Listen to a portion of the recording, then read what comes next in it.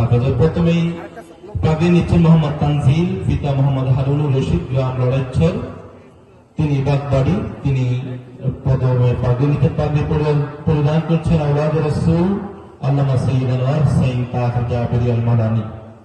সম্মানিত হাজিরিন, এরপরেই তার জন্য রয়েছে গেস্ট মাদ্রাসার পক্ষ থেকে মোহতারাম মাদ্রাসা যিনি ব্যবস্থাপনা পরিচালক জনাব আলহাজ হযরত মাওলানা বেলাল বিন মুস্তাফা কামাল, এবং সার্টিফিকেট রাবিক সার্টিফিকেট রয়েছে ইনশাআল্লাহ, সেটা মাদ্রাসার পক্ষ থেকে হুজুর কেবলা তাদেরকে প্রদান করছেন। মাদ্রাসার ছাত্র হাফেজ তানজিল হুসাইন, পিতা হারুনুর রশিদ, গ্রাম লড়াইছর, বাগবাড়ি।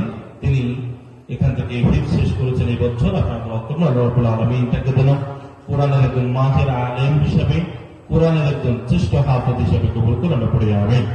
এরপরেই পাগড়ি নিবেন মাদ্রাসার আরেকজন মেধাবী স্টুডেন্ট, আমার অত্যন্ত প্রিয় ছাত্র মোহাম্মদ হাফেজ রবিউল ইসলাম, পিতা শাহজাহান ব্যাপারী, গ্রাম পশ্চিম একলাশপুর, হাবিবুল্লাহ ব্যাপারী বাড়ি। তিনি কোরআনুল কারীমের হাফেজ হয়েছেন, অত্যন্ত মেধাবী, ইংলিশ আরবিকে খুব ভালো। আপনারা তার জন্য দোয়া করবেন। হাফেজ রবিউল ইসলাম, তার জন্য দোয়া করবেন।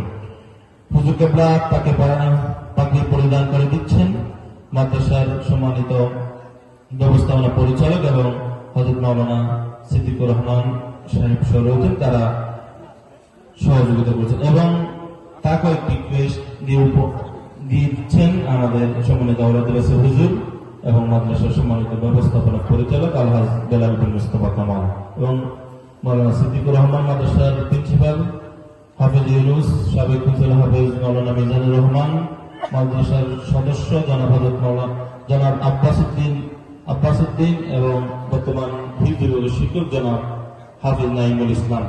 জি, ধন্যবাদ।